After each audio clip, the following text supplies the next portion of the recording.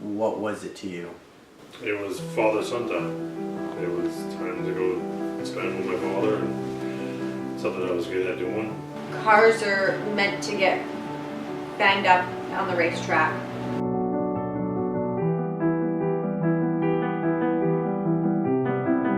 It gives me something to justify, putting up with the stuff I put up with during the week. I try not to go to the races, so I'm not getting worked up because I tend to be very nervous.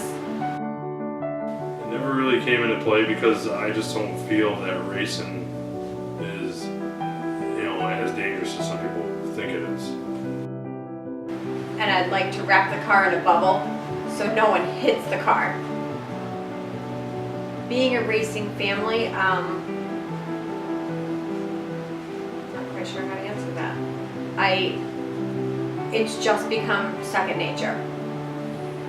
It really is. It's not, I know the race, some sort of race is going to be on the TV every weekend.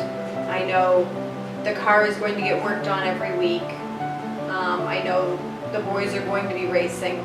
So it's just second nature. It's normal.